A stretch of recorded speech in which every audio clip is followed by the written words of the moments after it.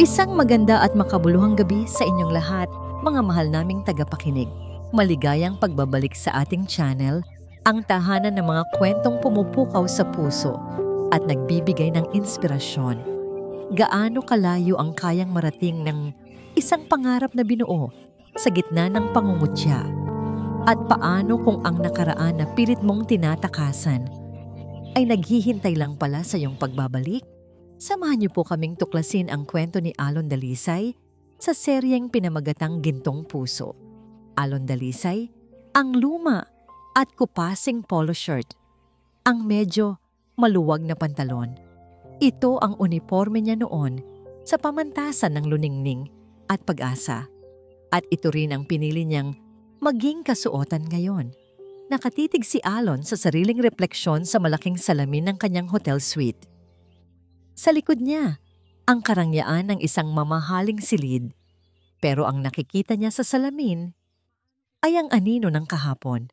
Ang anino ng isang binatang payat, laging nakayuko, at may baon na kanin at tuyo na nakabalot sa dahon ng saging. Napapikit siya ng mariin, parang kahapon lang. Ano yan, Dalisay? Pagpag na naman ba ang ulam mo? Ang boses ni Dante Silang, malakas at puno ng pang-aasar, ay umalingaw-ngaw sa kanyang isipan. Ang tawanan ng mga barkada nito ay sumunod, parang mga bubuyog na humuhuni sa kanyang tainga. Hindi siya kumibo noon, niyakap lang niya ng mahigpit ang kanyang baunan habang nangangako sa sarili.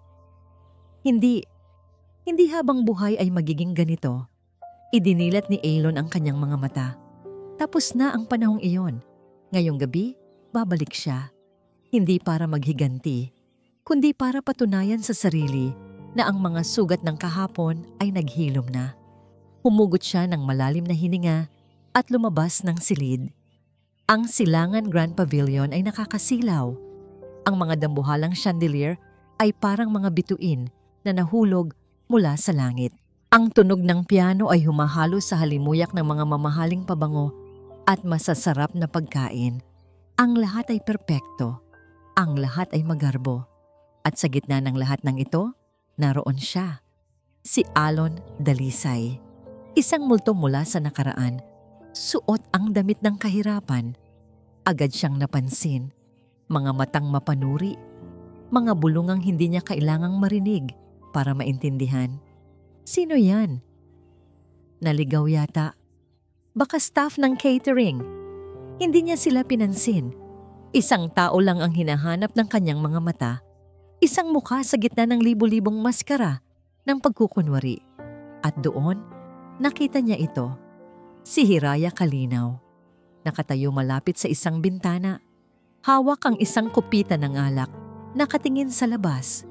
Ang simple niyang bestida ay mas nangingibabaw kaysa sa mga komikinang na gown. Sa paligid, para siyang isang payapang isla sa gitna ng maingay na karagatan. At nang lumingon ito at nagtama ang kanilang mga mata, ngumiti ito. Isang nangiting totoo, isang nangiting walang bahid ng panghuhusga, isang ngiti na tila nagsasabing, natatandaan kita. Sa isang iglap na wala ang lahat, ang mga chandelier, ang musika, ang mga mapanuring tingin, tanging ang ngiti lang ni Hiraya ang nakikita ni Alon. Iyon na ang naging senyales niya. Isang paalala kung bakit kailangan niyang gawin ito. Huminga siya ng malalim. Inipon ang lahat ng lakas ng loob at nagsimulang maglakad patungo sa direksyon ni Hiraya. Bawat hakbang ay isang pagtapak palayo sa kahapon at isang paglapit sa katahimikang matagal na niyang inaasam. 5 hakbang. 4 na hakbang, 3. Ngunit bago pa man siya makalapit, isang anino ang humarang sa kanyang daraanan. Isang grupo ng mga lalaking pamilyar ang mukha. At sa gitna nila, ang pinuno na may mapanuyang nanggisi sa mga labi. Lakas din naman ng loob mo, sabi ni Dante Silang. Tinitingnan si Alon mula ulo hanggang paa na may halong pagkasuklam. Long time no see, Alon. Yung entrance yata ng mga waiter dun sa likod. Hiraya Kalinaw, May mga gabing katulad nito. Puno ng kislap, ngunit kulang sa init. Puno ng mga tawa, pero walang saya. Ito ang nararamdaman ni Hiraya habang pinagmamasdan ang mga dati niyang kaklase. Ang lahat ay abala sa pagpapakita ng kanilang mga narating sa buhay. Mamahaling alahas, mga kwento tungkol sa biyahe sa Europa, mga pangalan ng korporasyon na ipinagmamalaki. Pero para kay Hiraya, lahat ng ito ay isang malaking dula-dulaan. May isang dahilan lang kung bakit siya narito. Hindi para makipagsosyalan, hindi para ipagmalaki ang maliit niyang flower shop na itinayo niya mula sa sariling pawis. Nandito siya para sa isang tao. Nandito siya para magbayad ng isang lumang utang. Isang utang ng konsensya. Ang imahe ni Alon Dalisay noon ay malinaw pa rin sa kanyang isipan. Ang binatang tahimik sa isang sulok, nagbabasa ng libro habang ang iba ay nagtatawanan. Ang binatang tinitiis ang gutom para lang makabili ng libro. Ang binatang naging sentro ng katatawanan dahil lang sa kanyang kahirapan. At siya, wala siyang ginawa. Hayaan mo na yan, Hiraya. Baka madamay ka pa. Bulong noon ng kaibigan niya. Habang hinihila siya palayo sa eksenang pinagtutulungan si Alon ng grupo ni Dante. Hanggang ngayon, pinagsisisihan niya ang kaduwagan niyang iyon. Kaya ngayong gabi, nangako siya sa sarili. Hahanapin niya si Alon. Hihingi siya ng tawad. At nang sa wakas, ay makita niya ito na papasok sa Grand Pavilion. Isang pamilyar na kaba ang bumalot sa kanyang dibdib. Iyon pa rin siya. Ang simpleng kasuotan. Ang tahimik na presensya. Pero may bago sa kanya ngayon. Ang paraan niya ng paglalakad ay hindi na nakayuko. Ang kanyang mga mata, may bigat at lalim na hindi mo mababasa. Napangiti si Hiraya nang magtama ang kanilang paningin. Ngunit sa likod ng ngiting iyon ay ang pag-aalala. Alam niyang sa isang lugar na tulad nito, muling magiging target si Alon. At hindi nga siya nagkamali. Nakita niya ang lahat. Ang paglapit ni Alon, ang pagharang ni Dante. Ngunit bago pa kumulo ang kanyang dugo sa galit, isang bagay ang pumukaw sa kanyang atensyon. Isang detalye na tila hindi napansin ng iba. Ang general manager ng Silangan Grand Pavilion, isang lalaking kilala sa pagiging suplado at strikto, ay nasa di kalayuan. At nakita niya ito. Nakita ni Hiraya kung paano ito bahagyang yumukod bilang pagbigay galang kay Alon. Isang kilos na mabilis at puno ng respeto. Ngunit ang mas ipinagtaka niya ay ang naging tugon ni Alon. Isang halos hindi mahahalata na pag-iling. Isang senyas na tila nagsasabing, "Wag muna, hayaan mo sila." Ano ang ibig sabihin nito? Kumunot ang noo ni Hiraya. May mali. May hindi tama sa buong eksena. Para siyang nanonood ng isang pelikula kung saan alam niya ang isang sikreto na hindi pa alam ng mga bida. At habang pinoproseso ng isip niya ang lahat, nakita niyang tinutulak na ni Dante si Alon. Hindi na mauulit ang kahapon. Naalala niya ang sarili bilang isang duwag na dalagita. Ngayong gabi, hindi na siya papayag na manalo ang takot. Binitawan niya ang kanyang kopita sa pinakamalapit na mesa. Ang tunog ng pagtama ng kristal sa kahoy ay hudyat ng kanyang desisyon. Hinigpitan niya ang hawak sa kanyang maliit na bag at walang pag-aalinlangang nagsimulang maglakad. Hindi na siya ang Hiraya na tumatalikod. Ngayong gabi, haharapin niya ang anino ng kahapon. Nagsimula siyang lumakad patungo sa kanila. Ang bawat hakbang ay mas mabigat, mas desidido. Dante silang mabigat ang hangin sa smoking balcony, pero mas mabigat ang dibdib ni Dante. Kakatapos lang ng tawag mula sa kanyang abogado. Isang tawag na nagpatibay sa kinakatakutan niya. "I'm sorry, Dante. They rejected our counteroffer. It's either we sell the company to Dalisay Holdings for their price or we declare bankruptcy by next month." Dalisay Holdings, isang pangalan na bigla na lang sumulpot. Isang misteryosong kumpanya na walang nakakakilala kung sino ang nagpapatakbo. At ngayon, Sila ang may hawak sa leeg ng Silang Realty, ang kumpanyang ipinamana sa kanya ng kanyang ama. Isang kabiguan. Yan ang salitang umuukil-kil sa kanyang isipan. Pabalik-balik siya sa paninigarilyo. Kailangan niyang mag-isip. Ang reunion na ito na ang huling barahan niya. Kailangan niyang makahanap ng investor. Kailangan niyang magmukhang makapangyarihan. Kailangan niyang ipakita sa lahat na si Dante Silang pa rin ang hari. Sinampal niya ang pader sa sobrang inis, sapat lang para hindi makatawag ng pansin. Isang hari na gawa sa papel. Isang malaking kastilyo na babagsak sa isang ihip ng hangin. Pilit siyang ngumiti bago bumalik sa loob. Act normal. Act powerful. Yan ang mantra niya. Pagpasok niya, ang ingay at tawanan ay parang mga insulto. Ang bawat ngiti ng mga kaklase niya ay tila nangungutya. Hindi nila alam. Hindi nila alam na ang lalaking kaharap nila ay palubog na sa kumunoy ng utang. At sa gitna ng pagmamasid niya, nakita niya ito. Isang multo, isang bangungot, si Alon Dalisay. Suot ang halos basahan nitong damit. Ang itsura ng kahirapan na kinamumuhian niya noon pa man. Para itong isang biro. Isang masamang biro ng tadhana. Sa gabing kailangan niyang maging pinakamakapangyarihan. Heto ang simbolo ng lahat ng kinasusuklaman niya. Pero biglang may isang ideya na pumasok sa kanyang isip. Isang ideyang madilim at desperado. Kung hindi niya kayang itaas ang sarili niya, marahil kaya niyang ibagsak ang iba. Kung maipapakita niya sa lahat kung gaano pa rin ka-superior si Dante Silang kumpara sa isang hamak na Alon Dalisay, baka sakali maniwala ulit sila. Baka sakali maniwala ulit siya sa sarili niya. Kailangan niya ng pampalakas loob, isang mabilis na panalo, at si Alon ang perpektong biktima.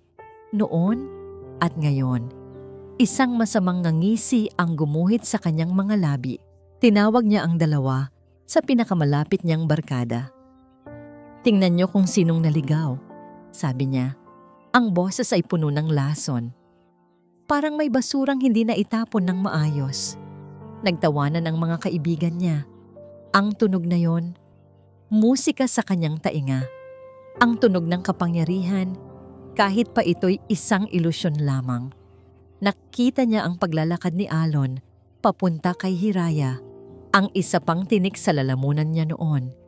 Si Hiraya, ang nag-iisang babaeng hindi niya makuha-kuha. Perpekto. Isang bato, 2 ibon. Humarang sila. Buo na ang plano sa kanyang isip. Itataboy niya si Alon. Ipahihiya. Ipapakita sa lahat, lalo na kay Hiraya, kung sino ang dapat kinikilala. "Lakas din naman ng loob mo," sabi niya. Inilabas ang lahat ng kanyang pagkasuklam. "Long time no see, Alon." Yung entrance yata ng mga waiter dun sa likod. Ang bawat salita ay isang hakbang palayo sa katotohanan ng kanyang pagkabangkarote. Ang bawat pang-iinsulto ay isang pader na itinatayo niya para pagtaguan ang sarili niyang kabiguan. Ang mga salita. Noon, ang mga salita ni Dante ay parang mga matutulis na kutsilyo. Bawat isa ay tumatagos sa kanyang balat, humihiwa sa kanyang kumpiyansa at nag-iiwan ng mga peklat na hindi nakikita. Ngayon, ang mga salita ay hangin na lamang. Yung entrance yata ng mga waiter dun sa likod. Narinig ni Alon ang mahinang tawanan mula sa mga kasama ni Dante. Nakita niya ang pagkunot ng noo ng ilang bisita sa malayo. Naramdaman niya ang titig ni Hiraya, isang titig na puno ng pag-aalala. Pero nanatili siyang kalmado. Tinitigan niya si Dante, diretso sa mga mata. At sa unang pagkakataon, hindi natakot ang nakikita niya sa sarili. Ang nakikita niya ay isang lalaking desperado. Isang lalaking sumisigaw ng tulong sa paraan ng pananakit sa iba. Kaya hindi siya umimik.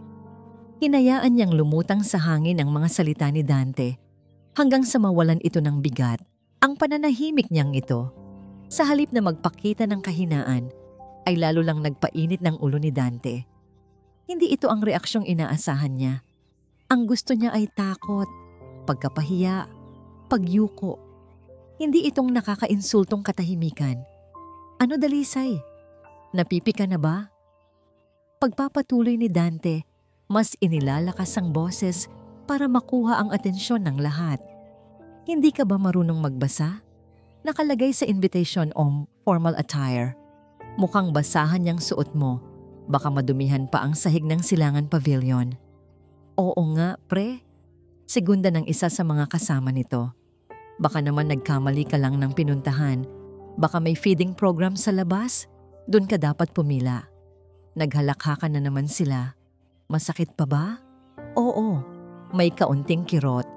Hindi dahil sa mga salita, kundi dahil sa paalala. Isang paalala na may mga taong hindi nagbabago. Isang paalala na ang yaman ay kayang bilhin ang lahat, maliban sa magandang asal. Pero ang kirot ay napalitan ng ibang emosyon. Isang emosyon na hindi niya inaasahan, awa. Naaawa siya kay Dante. Naaawa siya sa mga taong kailangan manapak ng iba para lang maramdamang nakaangat sila. Kaya tinitigan niya lang si Dante. Isang tingin na walang panghuhusga, walang galit. Isang tingin lang na tila nagtatanong, bakit ba Dante?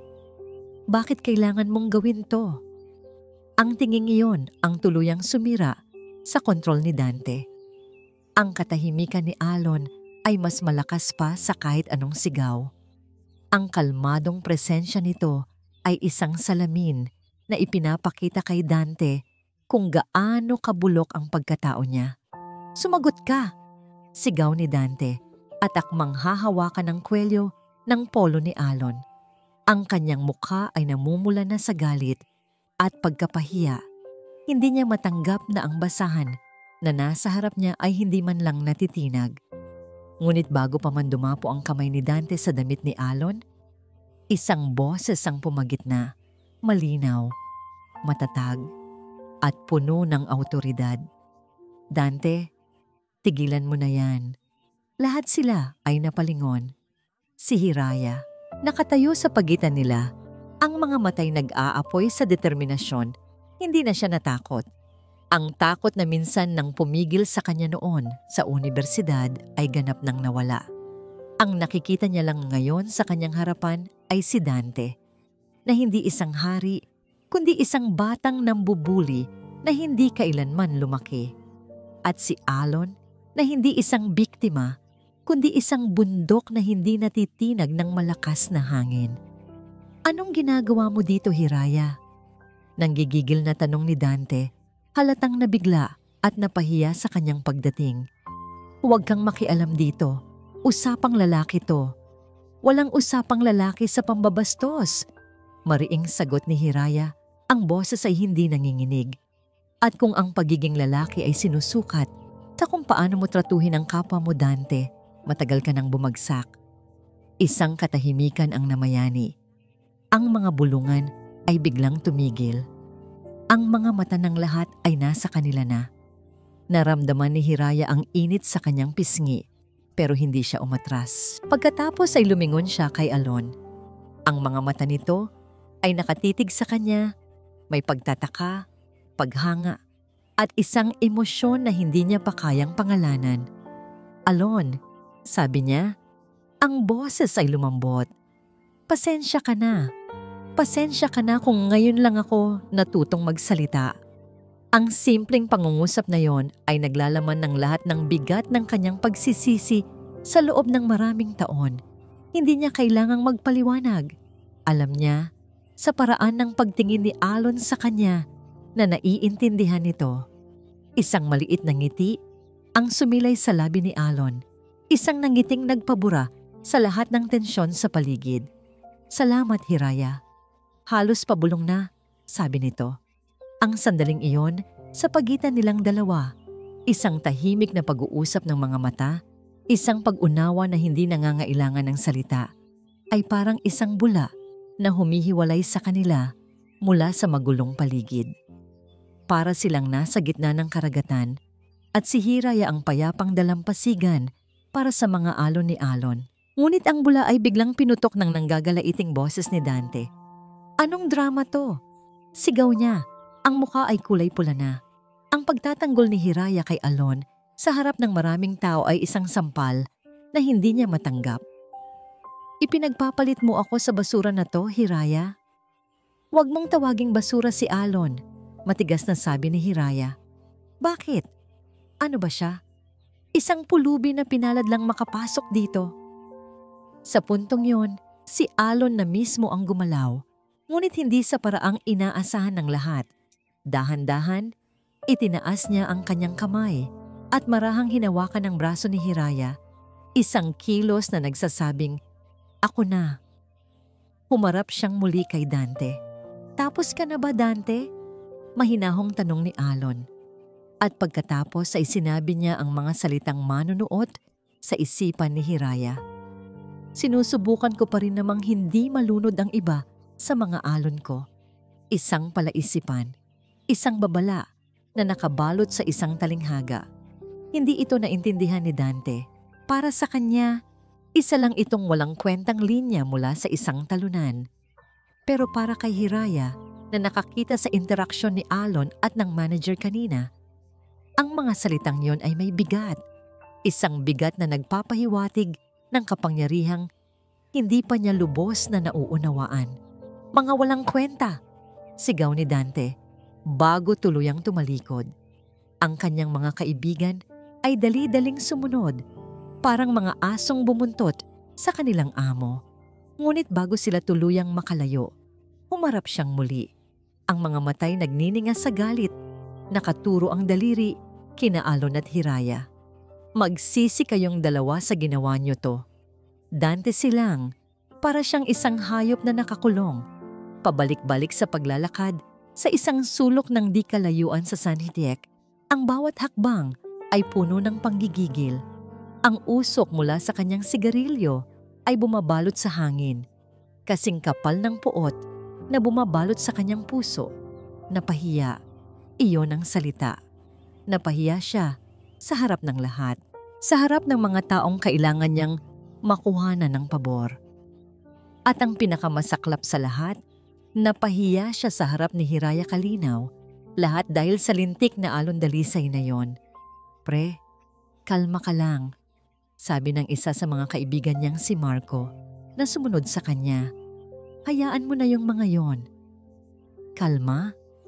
Humarap si Dante, ang mga matay nanlilisik. "Nakita mo ang ginawa nila, Marco. Ginawa nila akong katawa-tawa. Ang isang dalisay at isang kalinaw. Pinagmukha akong tanga." "Anong plano mo?" tanong naman ng isa pa, si Jigs. Tumingin si Dante sa malayo, sa direksyon kung saan nakita niyang nag-uusap sina Alon at Hiraya. Ang itsura nila, masaya, kalmado, habang siya nag-aapoy sa galit at desperasyon. Hindi pwede. Hindi pwedeng sila ang manalo ngayong gabi. "Hindi pa tayo tapos," sabi ni Dante. Ang boses ay mababa at mapanganib. Itinapon niya ang upos ng sigarilyo at tinapakan ito ng buong diin. "Kung ayaw niyang lumabas ng maayos, ilalabas natin siya sa paraang hindi niya malilimutan." Nagkatinginan sina Marco at Jigs, may pag-aalinlangan sa kanilang mga mukha. "Dante, baka masyado na yan," sabi ni Jigs. "Party to. Maraming tao." Ano ngayon?" sagot ni Dante. "Mas maganda ngayon, para makita ng lahat kung sino talaga ang may kapangyarihan dito, para makita nila kung ano ang nangyayari sa mga basurang gumagapang papasok sa party ng mga sosyal." Nakita ni Dante ang pag-aatubili sa kanilang mga mata. Kailangan niya silang kumbinsihin. Kailangan niya ang kanilang tulong. "Isipin niyo," sabi niya. Binabago ang kanyang tono. Ginagawa itong mas palakaibigan, mas nang aakit. "Isang maliit na palabas lang, isang katuwaan tulad ng dati. para maalala ng lahat kung nasaan ang tamang lugar ni Dalisay. Nilapitan niya sila at inakbayan. Isipin niyo ang itsura niya habang kinakaladkad palabas. Hindi ba't magiging magandang kwento yon? Unti-unting nagbago ang ekspresyon ng kanyang mga kaibigan. Ang pag-aalinlangan ay napalitan ng pananabik. Ang laso ni Dante ay nagsimulang kumalat sa kanilang sistema. Ang pang-aapi, kapag ginawang isang laro ng grupo, ay nagiging katanggap-tanggap. Sige, anong gagawin natin? Tanong ni Marco. Ngumingisi na ngayon. Bumalik ang masamang ngiti sa mga labi ni Dante. Buo na ang plano sa kanyang isipan. Mabilis, simple, at nakakahiya. Simple lang. Paliwanag niya. Walang salita. Lalapitan natin siya. Hahawakan ni na Marco at Jigs ang mga braso niya. Ako ang mangunguna. Ikaw, Anton. Baling niya sa isa pang kasama. Haharangin mo si Hiraya kung sakaling makialam ulit. At ikakaladkad natin siya palabas na parang isang aso. Tumango-tango ang kanyang mga kasama. Ang kanilang moralidad ay tuluyan ng nalunod sa pangako ng kapangyarihan at kasiyahan. Tumingin si Dante pabalik sa Santiek, sa kanyang target na walang kamalay-malay. Ang kanyang mga mata ay parang isang mandaragit na nakahanap ng kanyang biktima. Oras na, bulong ni Dante sa kanyang mga alipores. Ang boses ay malamig at walang awa. Oras na para itapon ang basura. Pagkaalis ni Dante at ng kanyang grupo, isang katahimikan ang namagitan sa kanila ni Hiraya. Ngunit hindi ito isang katahimikang nakakailang.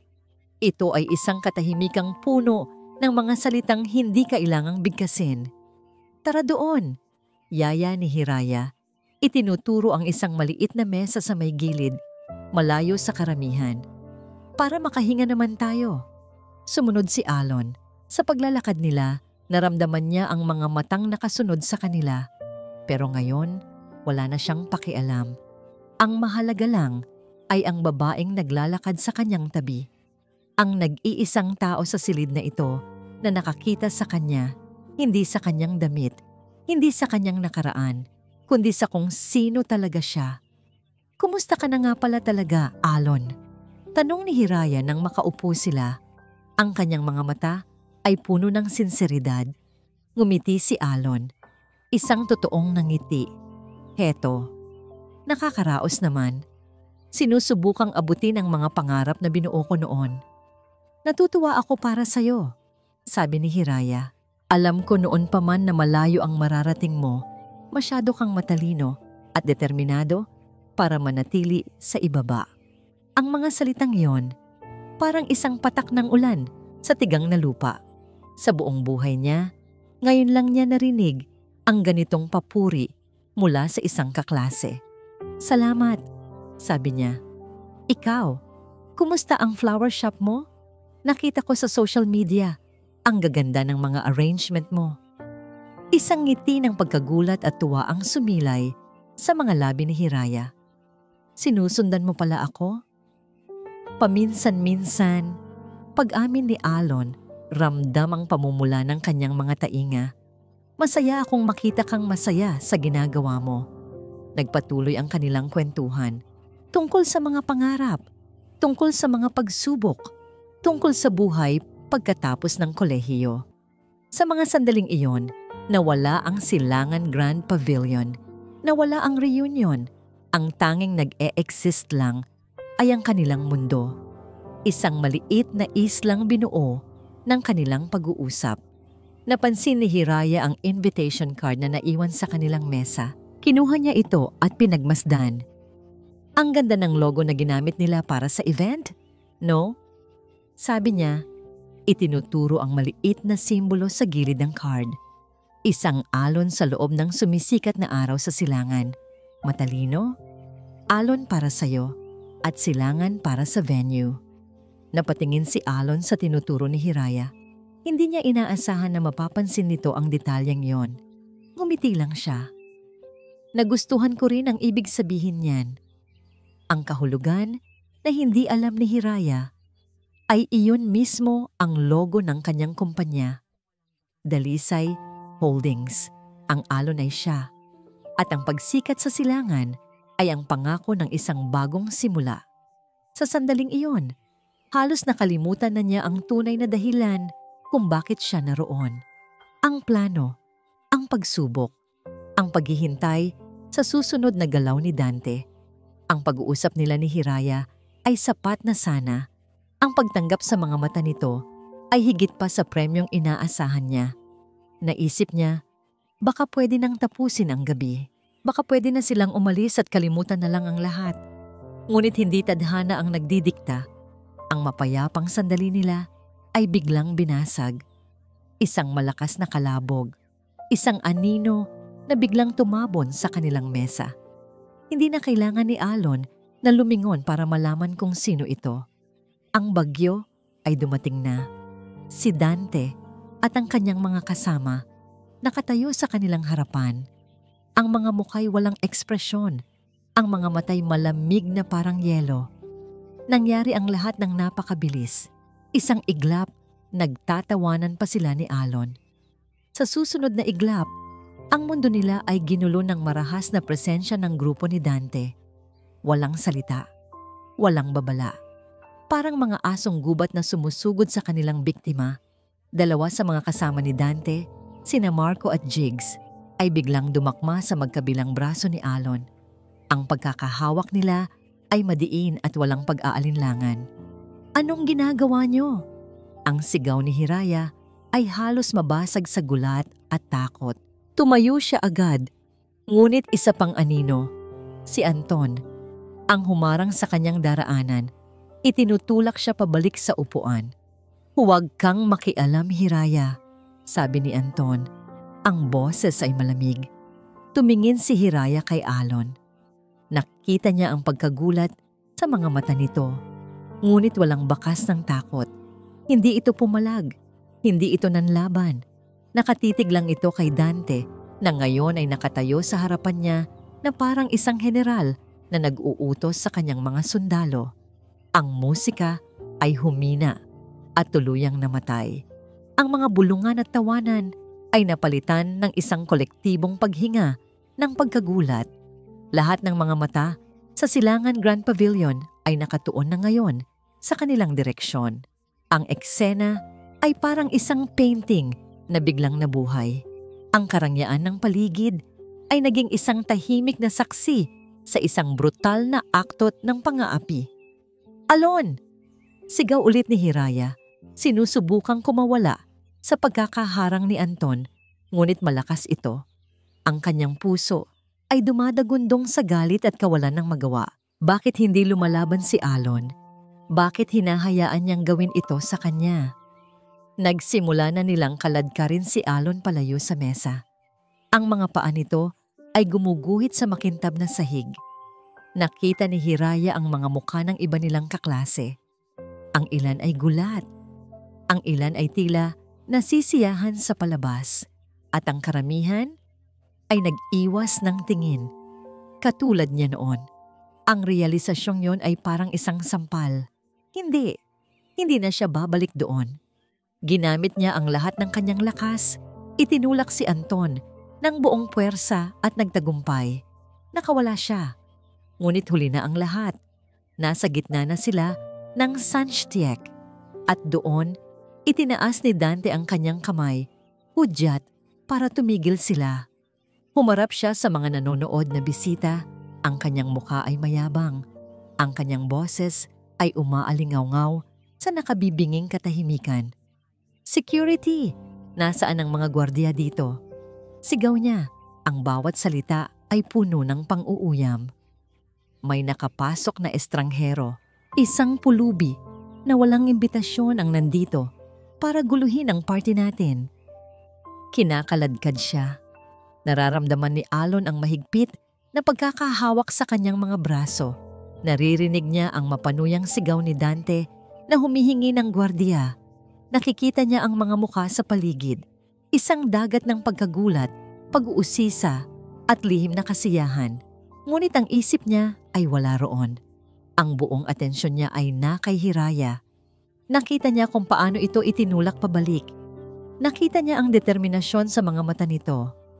At nang sa wakas ay makawala ito at tumakbo para humarang sa kanyang harapan. Naramdaman ni Elon ang isang bagay na mas matimbang pa sa lahat ng yaman na naipundar niya. Pagkilala. Hindi ang pagkilala ng mundong mapanghusga, kundi ang pagkilala ng isang taong tunay na nakakakita sa kanya. Kaharap niya ngayon si Hiraya, nakadipa ang mga braso na tila isang panangga. Haharapin nito ang bagyo para sa kanya. Ang Hiraya na pinagsisihan ang kanyang katahimikan noon ay wala na. Ang nasa harap niya ngayon ay isang babaeng handang isigaw ang tama. Ano sa tingin mo ang ginagawa mo, Hiraya? Galit na sigaw ni Dante. Akmang itutulak ito, pero hindi na natuloy ang kamay ni Dante. Isang grupo ng mga lalaking nakaunipormeng itim at may mga earpiece ang mabilis na lumapit. Sa likod nila, naglalakad ng may awtoridad ang general manager ng hotel. Ang lalaking yumukod kay Alon kanina. Hindi pinansin ng manager si Dante. Ang mga mata niya ay dumaan lang dito na parang isa itong hangin. Ang buong atensyon nito ay nakatuon kay Alon sa harap ng daan-daang bisita.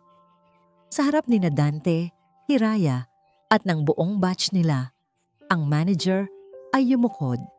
Isang malalim na pagyukod. Isang 70 digring paggalang na karaniwang ibinibigay lamang sa mga hari at presidente. Ang buong Santiac ay natahimik, maging ang paghinga ng mga tao ay tila huminto. At sa gitna ng katahimikang iyon, ang boses ng manager ay umalingaw-ngaw, malakas, malinaw, at puno ng hindi mapag-aalinlangan ng respeto. Sir Dalisay, pasensya na po kayo sa naging abala. Ano po ang maipaglilingkod namin? Ang tanong ay binitawan sa hangin. Simple, ngunit may bigat ng isang malaking bato na bumagsak sa isang tahimik na lawa. Ang mga kamay ni na Marco at Jigs ay biglang lumuwag. Ang pagkakahawak na kanina'y puno ng kayabangan ay napalitan ng panginginig. Dahan-dahan, binitawan nila ang mga braso ni Elon na para bang ito'y isang nagbabagang bakal. Sir, Dalisay? Ang pag-ulit ni Dante sa pangalan ay halos isang pabulong na tanong sa sarili. Puno ng pagkalito, puno ng hindi paniniwala. Ang kanyang utak ay pilit na pinoproseso ang nangyayari, ngunit ang mga piyesa ay hindi magtugma. Hindi pinansin ni Alon ang naguguluhang si Dante. Tumingin lang siya sa manager at tumango ng bahagya, isang senyas ng pasasalamat. Pagkatapos, ang manager ay humarap sa mga bisita. Itinaas nito ang kanyang kamay at sa isang iglap, ang mga ilaw sa Santiac ay bahagyang dumilim, maliban sa isang spotlight na biglang tumutok kay Alon. Lahat ng atensyon, lahat ng mga mata, nasa kanya na, hindi na bilang isang pulubi, kundi bilang sentro ng isang misteryo. Inayos ng manager ang kanyang mikropono at ang kanyang boses ay muling narinig sa buong silid, mas formal, mas malakas. Minamahal naming mga panauhin, isang karangalan po para sa amin sa Silangan Grand Pavilion na maging bahagi ng inyong pagtitipon. Huminto siya sandali, hinayaan ang bawat salita na manuot. At ngayong gabi, nais po naming formal na ipakilala sa inyo ang taong ginawang posible ang lahat ng ito, ang punong abala at ang bukod tanging benefactor ng inyong Grand Alumni Homecoming. Tumingin ang manager kay Alon nang may buong paggalang. Mga Ginoo at Ginang, isang mainit na palakpakan para sa founder at CEO ng Dalisay Holdings, ang nagmamay-ari ng Silangan Grand Pavilion, Mr. Alon Dalisay. Mr. Alon Dalisay. Dalisay? Dalisay Holdings. Ang pangalan ay umalingaw-ngaw sa loob ng bungo ni Dante, paulit-ulit, na parang isang sirang plaka. Bawat pag-ulit ay isang malakas na dagok, isang suntok na hindi niya nakita, isang pag-atake mula sa direksyong hindi niya inaasahan. Ang kanyang paghinga ay biglang naging mababaw. Ang tibok ng kanyang puso ay dumadagundong sa kanyang tainga. Nilulunod ang palakpakan na nagsisimula ng umugong sa paligid. Hindi maaari ito. Isang masamang biro, isang bangungot. Ngunit ang spotlight na nakatutok kay Alon ay totoo. Ang pagyukod ng manager ay totoo. Ang pagbabago sa mga mukha ng mga tao sa paligid mula sa pangungutya patungo sa pagkamangha at takot ay totoo. At bigla, ang lahat ng mga piraso ng palaisipan ay nagsimulang magkabit-kabit sa kanyang isipan sa isang nakakakilabot na paraan. Ang logo sa invitation card, isang alon sa loob ng sumisikat na araw sa silangan, dalisay at silangan. Hindi ito isang matalinong disenyo. Ito ay isang pirma, isang pag-aari, ang tawag mula sa kanyang abogado. Dalisay Holdings, Dalisay Holdings. Ang pangalang kinamumuhian niya sa mga nakalipas na linggo. Ang kumpanyang nag-alok na bilhin ang kanyang kumpanya sa halagang isang insulto. Ang aninong korporasyon na unti-unting sumasakal sa kanyang negosyo. Ito, si Alon, ang nasa likod ng lahat. Tumingin si Dante kay Alon. Hindi na ang payat at nakayukong binatilyo ang nakikita niya. Ang nakatayo sa ilalim ng spotlight ngayon ay isang higante. Ang katahimikan nito ay hindi kahinaan, kundi kapangyarihan.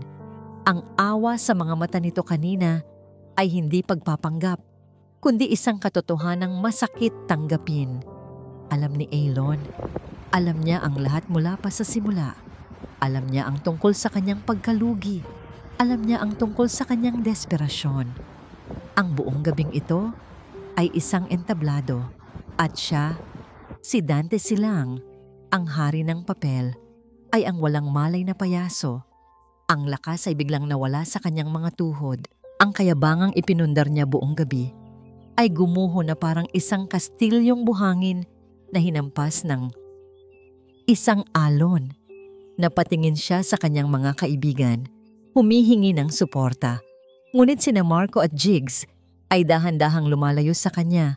Ang mga mukhay namumutla sa takot. Iniiwan siya sa gitna ng kahihiyan. Siya na lang mag-isa. Ang mga bulungan sa paligid ay nagbago ng tono. Siya pala ang may-ari.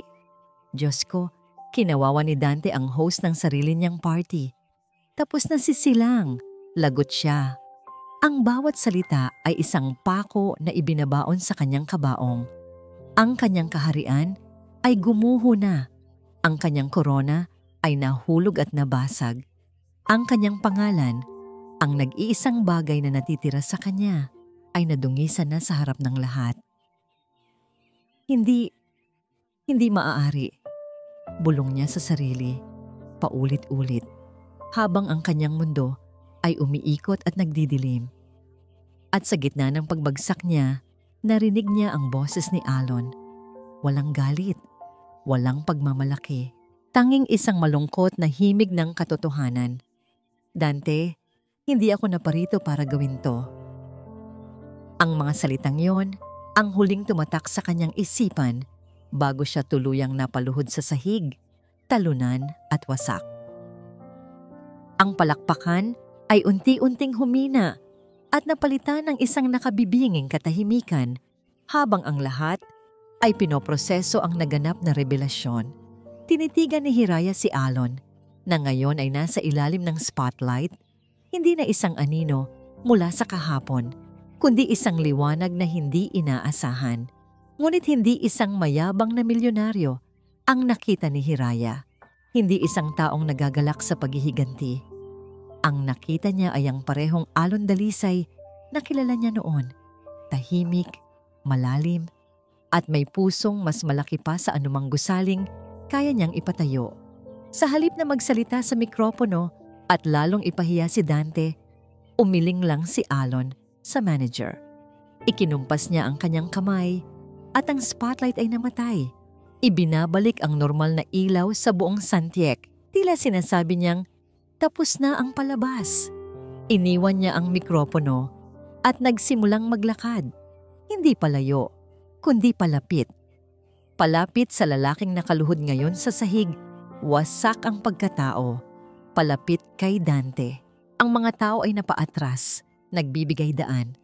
Lahat ay naghihintay kung ano ang susunod na mangyayari. Isang salita ng pangungutya, isang huling sampal sa pagkatao ni Dante. Ngunit si Alon ay huminto sa harap ni Dante at sa pagkamangha ng lahat, dahan-dahan siyang umupo. Hindi sa isang paraang nakaaangat, kundi sa paraang kapantay. Para silang dalawang dating magkaibigan na nag-uusap sa sahig. Alam ko ang pinagdadaanan ng kumpanya niyo, Dante. Mahinang sabi ni Alon. Sapat lang para marinig ng mga taong malapit sa kanila, kasama na si Hiraya. Nang makita ko ang pangalan ng Silang Realty sa listahan ng mga kumpanyang bagsak na, naaalala ko ang ama mo. Naging mabuti siya sa pamilya ko noon. Minsan niya kaming binigyan ng bigas noong walang-wala kami. Isang kolektibong paghinga ng pagkagulat ang narinig mula sa mga nakikinig. Ang Dalisay Holdings, pagpapatuloy ni Elon, ay hindi nag-alok para insultuhin ka. Nag-alok kami para tulungan kang bumangon, para sagipin ang alaala ng tatay mo. Pero tinanggihan mo. Siguro dahil sa pride.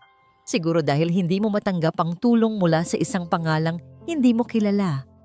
Tumingala si Dante. Ang kanyang mukha ay basang-basa na ng luha. Ang galit at kayabangan ay napalitan ng isang masakit na pagsisisi. Ngayon niya lang naintindihan. Ang kamay na pilit niyang iwinawak mo ay kamay palang nakaabot para tumulong. Naparito ako ngayong gabi, sabi ni Alon. Ang boses ay puno ng sinseridad. Para sana kausapin ka ng personal. Para bigyan ka ng isa pang pagkakataon. Hindi bilang si Mr. Dalisay, kundi bilang si Elon, ang dati mong kong kaklase. Pero, naunahan ako ng galit mo. Walang masabi si Dante. Ang mga salita ay nawala. Tanging ang mga hikbi na lang ng isang lalaking tuluyang gumuho ang maririnig. Pinanood ni Hiraya ang lahat. Ang bawat salita ni Alon ay tumatagos sa kanyang puso. Ito ang tunay na yaman, hindi ang pera. Hindi ang mga gusali, kundi ang kakayahang umunawa. Ang kakayahang magpatawad kahit ikaw ang nasaktan. At sa huli, ginawa ni Alon ang isang bagay na hindi malilimutan ng lahat ng nakasaksi. Inilahad niya ang kanyang kamay sa harap ni Dante. Isang simpleng gesture. Hindi ito ang kamay ng isang CEO. Hindi ito ang kamay ng isang nanalo. Ito ay ang kamay ng isang tao. Tumayo ka na dyan, Dante. Sabi ni Alon. Tapos na ang kahapon. Nag-aatubili. Puno ng hiya, puno ng pagsisisi. Iyon ang mga emosyon sa mga mata ni Dante habang nakatitig sa kamay ni Alon na nakalahad sa kanya.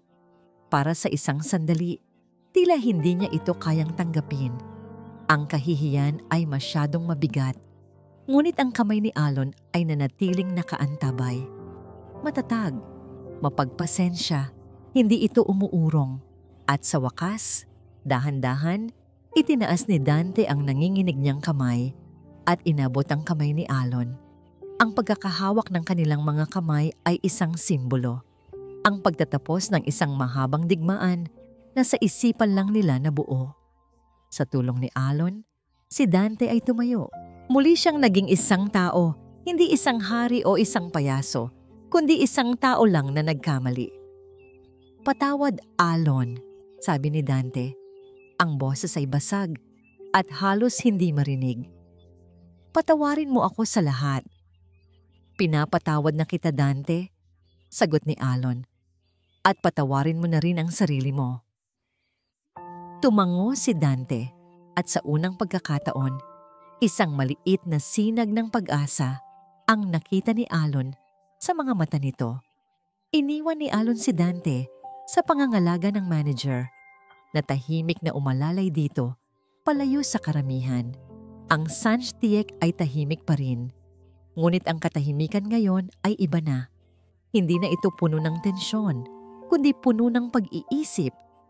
Ang gabing nagsimula sa pagpapakitang gilas at pagkukunwari ay nagtapos sa isang matinding aral tungkol sa pagpapakumbaba at pagpapatawad. Nilibot ni Alon ang kanyang paningin at ang mga mata niya ay muling hinanap ang nag-iisang taong mahalaga. Si Hiraya, nakatayo ito sa di kalayuan, nagmamasid lang. Ang kanyang mga mata ay bahagyang namumugto. Ngunit ang nangiti sa kanyang labi ay ang pinakamagandang bagay na nakita ni Alon sa buong gabi. Nilapitan niya ito. Walang salitang namagitan sa kanila sa una. Tanging mga mata lang ang nag-uusap. Sa mga matang yon, nakita ni Alon ang lahat. Pag-unawa, paghanga, at isang init na unti-unting pumupuno sa mga guwang sa kanyang puso. Tapos na, bulong ni Alon.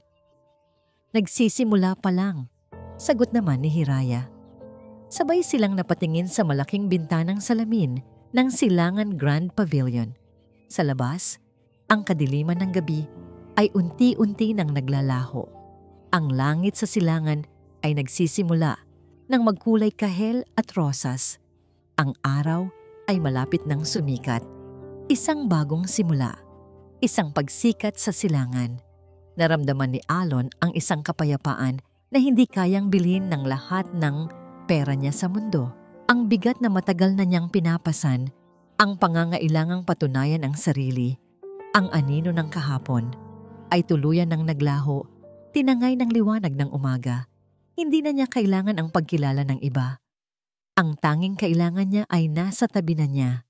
Salamat, Hiraya, mahinang sabi ni Alon. Ang boses ay puno ng emosyon. Salamat dahil palagi mo akong nakita. Humarap ito sa kanya at sa ilalim ng papalapit na sinag ng araw, ang kanyang nangiti ay mas nagniningning. Hindi ka naman kasi nawala sa paningin ko, Alon. At dito po nagtatapos ang kwento nila, Alon at Hiraya. Isang paglalakbay na nagturo sa atin na ang tunay na bigat ng kahapon ay kaya lamang pag-aani ng pagpapatawad. Ipinakita nito na ang pinakamalaking yaman ay hindi ang salapi sa bangko, kundi ang kapayapaan sa puso. Taos-puso po akong nagpapasalamat sa inyong walang sawang pagsubaybay sa kwentong ito, ang Gintong Puso. Sana po ay may aral kayong napulot at inspirasyong baon-baon sa inyong mga puso. Kung meron kayong saloobin o aral na natutunan mula sa kwento nila Alon, i-comment nyo lang po sa ibaba. Gusto po naming marinig ang inyong mga iniisip. At kung nagustuhan nyo ang kwentong ito, isang pindot lang po sa like button, isang pag-share sa inyong mga kaibigan. At syempre, kung hindi pa po kayo nakapag-subscribe, ngayon na po ang tamang panahon para maging bahagi ng ating pamilya. Muli, ako po ang inyong lingkod, ang inyong tagapagkwento. Nag-iiwan ng isang paalala. Ang bawat puso ay may sariling kwento at ang bawat kwento ay may aral na naghihintay. Hanggang sa muli nating pagkikita sa susunod na kabanata ng buhay. Paalam.